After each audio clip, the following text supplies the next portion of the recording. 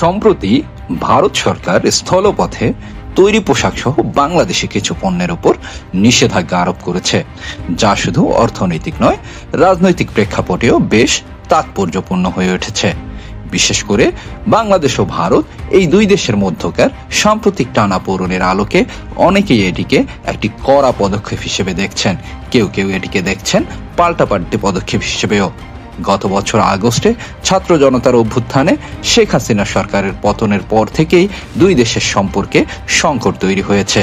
ক্ষমতাচ্যুত সাবেক প্রধানমন্ত্রী শেখ হাসিনা এখন ভারতে অবস্থান করছেন। বিশ্লেষকরা বলছেন এই সিদ্ধান্তের প্রভাব পড়তে পারে দ্বিপাক্ষিক বাণিজ্য, বিনিয়োগ এবং আঞ্চলিক সম্পর্কের উপরও। চলুন জেনে নেই স্থলপথে বাংলাদেশি পণ্যে ভারতের এই বিধিনিষেধের ফলে কি ধরনের প্রভাব পড়তে পারে সে সম্পর্কে। পুরো ভিডিওটি দেখুন, সাবস্ক্রাইব করুন দ্য রিপোর্ট.লাইভ চ্যানেলটি, লাইক, কমেন্ট, শেয়ার করে আমাদের সঙ্গেই থাকুন। আলোচনার শুরুতেই জেনে নেই কি আছে ভারতের এই নতুন বিধিনিষেধে। ভারতের শিল্প ও বাণিজ্য মন্ত্রণালয়ের অধীন directorate general of foreign trade DGFT শনিবার 17 মে যে বিধিনিষেধ আরোপ করেছে তাতে বলা হয়েছে কোনো স্থলবন্দর দিয়ে বাংলাদেশ থেকে কোনো ধরনের পোশাক পণ্য ভারতে ঢুকতে পারবে না। এছাড়া এই আদেশে ফলের স্বাদযুক্ত পানীয় ও carbonated drinks, bakery, chips, snacks এবং কনফেকশনারিতে তৈরি প্রক্রিয়াজাত খাবার, তুলা ও সুতার ঝুট, PVC সহ বিভিন্ন প্লাস্টিক পণ্য এবং কাঠের তৈরি আসবাবপত্র আসাম, মেঘালয়, ত্রিপুরা, মিজোরাম এবং পশ্চিমবঙ্গের চ্যাংরাবান্ধা ও ফুলবাড়ি দিয়ে ভারতের আমদানি বন্ধ ঘোষণা করা হয়েছে। তবে মাছ, LPG, ভোজ্য তেল ও পাথর আমদানি বহাল রেখেছে দেশটি। সেই সাথে ভারতের উপর দিয়ে ভুটান ও নেপালে বাংলাদেশি পণ্যের রপ্তানিও অব্যাহত থাকার কথা জানিয়েছে তারা। তাছাড়া তৈরি পোশাক এখন থেকে কেবল কলকাতা ও মুম্বাইয়ের নভসেবা সমুদ্র বন্দর দিয়ে ভারতে প্রবেশ করতে পারবে। এর আগে গত মাসেই বাংলাদেশ স্থলবন্দর দিয়ে ভারতীয় সুতা আমদানিতে নিষেধাজ্ঞা আরোপ করেছিল। অর্থনীতি ও ব্যবসায়ে কি প্রভাব পড়বে? স্থলপথে বাংলাদেশি পণ্যে বিধিনিষেধ ভারতের কি প্রভাব পড়তে পারে শিরোনামে BBC বাংলা একটি প্রতিবেদন প্রকাশ করেছে। এতে বলা হয়েছে, ভারতের এই বিধিনিষেধের ফলে বাংলাদেশের তৈরি পোশাক খাত সবচেয়ে বেশি ক্ষতিগ্রস্ত হতে পারে। কারণ বর্তমানে প্রতি বছর প্রায় $70 কোটি পোশাক ভারতে রপ্তানি হয়, যা প্রতি বছর বাড়ছিল এবং এর বেশিরভাগই স্থলবন্দর ব্যবহার করে। এ প্রসঙ্গে BGME এর সাবেক senior vice president Faisal Samad বলেন, স্থলবন্দর দিয়ে পণ্য পাঠালে আমাদের খরচ ও সময় কম লাগে। সমুদ্র বন্দর ব্যবহার করে পণ্য পাঠালে ব্যয় বাড়বে, আবার সময়ও অনেক বেশি লাগবে। কিন্তু এতে যে শুধু আমাদের ক্ষতি হবে তা নয়, ভারতীয় আমদানিকারকদেরও তো খরচ বাড়বে।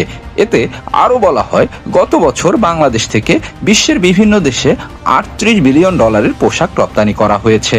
এর মধ্যে $1 বিলিয়ন বেশি পণ্য রপ্তানি হয়েছে ভারতের বন্দর ব্যবহার করে, যা ট্রান্সশিপমেন্ট সুবিধার আওতায় পেয়েছিল বাংলাদেশ। প্রাণ RFL গ্রুপ, যারা বছরে $50 মিলিয়ন পণ্য ভারতে রপ্তানি করে, তারাও ক্ষতির মুখে পড়বে। তাদের বিপণন পরিচালক কামরুজ্জামান কামাল বলেন, যে 7টি বন্দর আমরা ব্যবহার করি রপ্তানির জন্য, তার 5টাই এই বিধিনিষেধের আওতায় পড়েছে।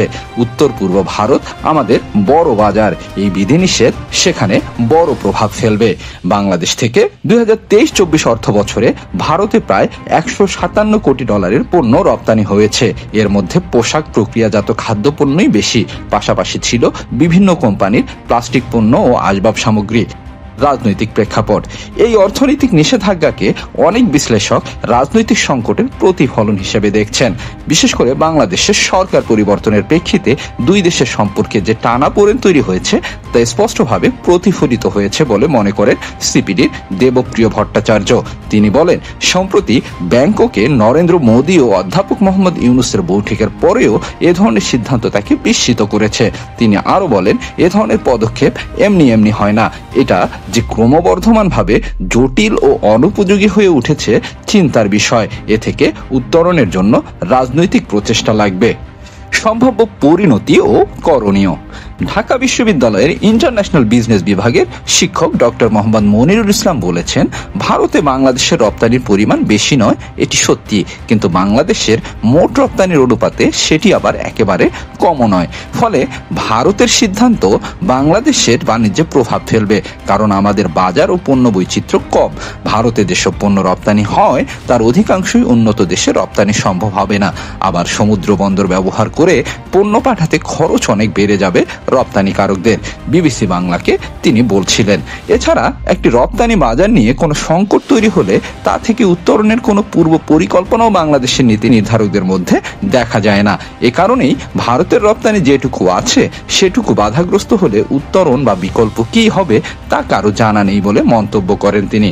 এদিকে বাংলাদেশের অন্তর্বর্তী সরকারের বাণিজ্য উপদেষ্টা শেখ বশিরউদ্দিন ঢাকায় সাংবাদিকদের প্রশ্নের জবাবে জানিয়েছেন, নতুন বিধিনিষেধের বিষয়টি ভারত এখনো বাংলাদেশ সরকারকে আনুষ্ঠানিকভাবে কিছু জানায়নি। তবে তার দাবি, ভারতই বাংলাদেশে বেশি রপ্তানি করে, তাই স্থলবন্দর কেন্দ্রিক বিধিনিষেধে বাংলাদেশের চেয়ে ভারতীয় ব্যবসায়ীরাই বেশি ক্ষতিগ্রস্ত হবে। অবশ্য আলোচনার মাধ্যমে সমস্যাটির সমাধান করা সম্ভব বলেও তিনি আশাবাদ ব্যক্ত করেছেন। তবে ভারতীয় রপ্তানিকারকদের উপর কোনো বিধিনিষেধ না থাকায় তারা কিভাবে প্রভাবিত হবে তা পরিষ্কার নয়।